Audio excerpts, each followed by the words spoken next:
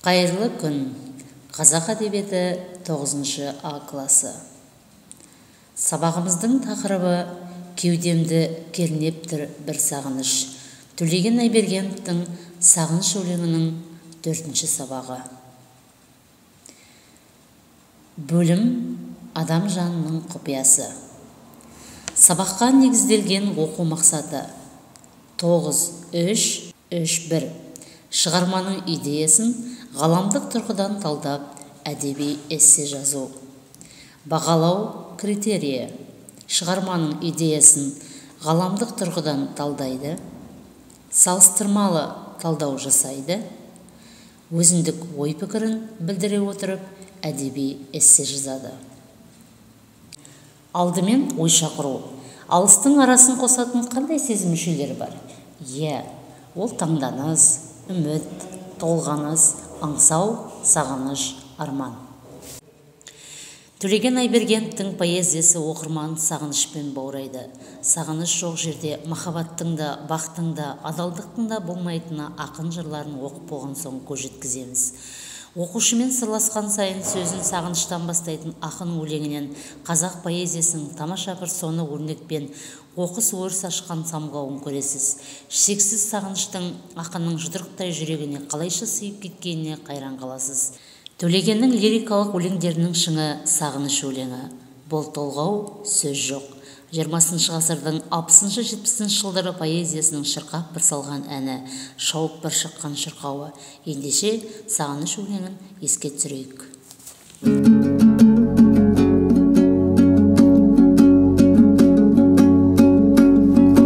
Көркіңді жүрген қуаныш қылып, менде еме екен барағым.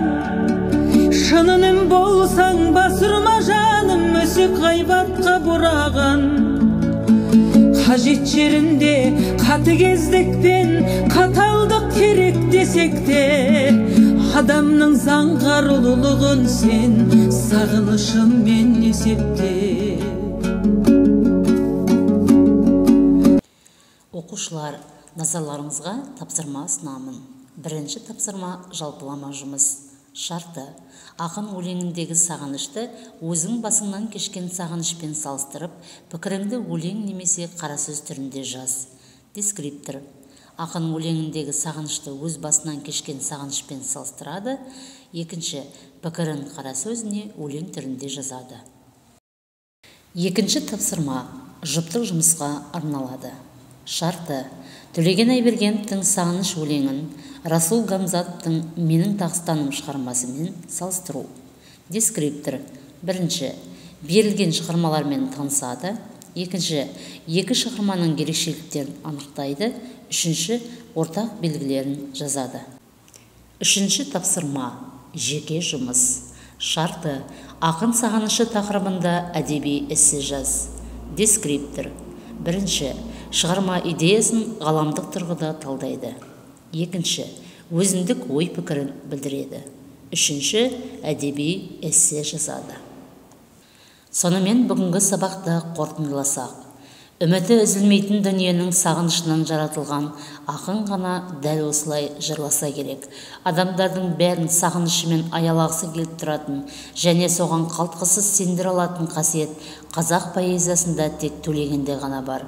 Бүгінгі күні біз ақынды сағынамыз, сағынышпен еске аламыз, оған деген сағынышымызды, оның үнін, жырын тыңдап басаламыз. Олай болса, сабағымызды мәңгілік сағынышты жырлаған ақынның өз үнімен аяқтасақ. Мен ұлым, сендерің үш тамаш елік, төртеуміз бір екенің баласы елік. Төрт тағдыр қайғысы мен қуанышын өстік біз бір ымыраудан талас елік. Есептен жетті күндер сұрақтарып, қалдым мен қоштасарда бірақ танып. Таралып шар-тарапқа жолдар шықты, сендердің бұрымдарың сияқтанып. Рефлексия. Алдарыңызда тілек беті парағы. Бүгінгі сабақтан алған әсерлеріңізді жазасыздар. Қандай жақсы жақтары, қызықты кезеңдері болды, Өздеріңе не алдыңдар, қандай кедергілерге тап болдыңдар? Оқушылар, үйге тапсырма белгілеп алайық. Оқулықтарыңның ішіндегі 12-ші тапсырма. Бүгінгі тақырып бойынша сын мақала жазу. Сабақтан көрініс.